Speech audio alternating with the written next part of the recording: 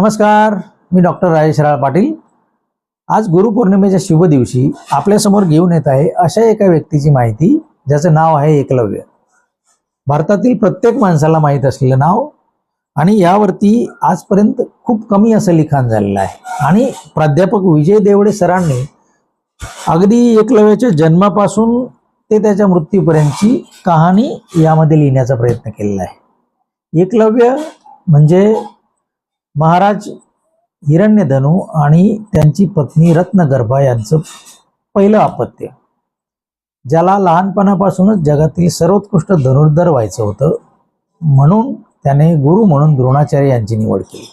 परंतु अनेक विनवण्या करूनही द्रोणाचार्य यांनी त्याला शिष्य म्हणून बनवण्यास नकार दिला।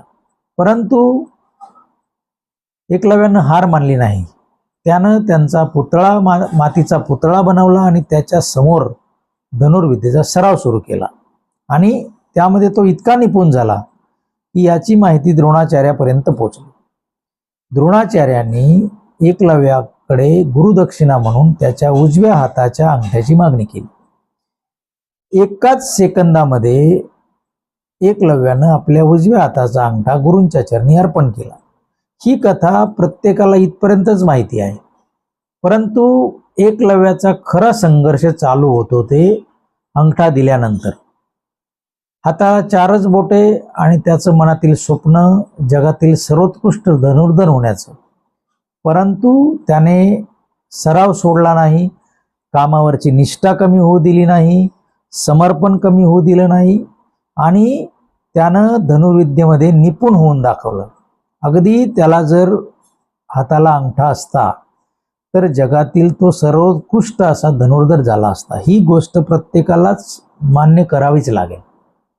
अशा ह्या एकलव्यानं स्वतःच्या राज्याचा राजा बनल्यानंतर प्रजेचं संरक्षण कसं करावं, प्रजेला काय द्यावे आणि प्रजेमध्ये किंवा इतर गोष्टीमध्ये त्यानं अतिशय निपुण होऊन त्याचा राज्यकारभार चालवला।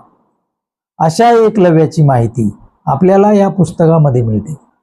एकलव्याकडून घेण्यासारखे गुण म्हणजे त्याची निष्ठा, त्याची समर्पण आणि त्याचं प्रत्येक कामावरती असलेलं प्रेम आणि गुरुप्रती असलेली त्याची अतिशय समर्पणाची भावना।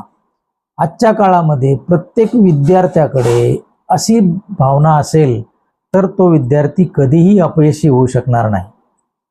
शिक्षकांनी, विद्यार्थ्यांनी एकलव्याचं पुस्तक आपल्याकडे ठेवावं, प्रत्येकाला ते वाचनास द्यावं आणि निश्चितपणे हे विद्यार्थी आपल्या आयुष्यामध्ये अतिशय चांगल्या परिस्थितीमध्ये यशस्वी होऊन दाखवतील असं मला वाटतं।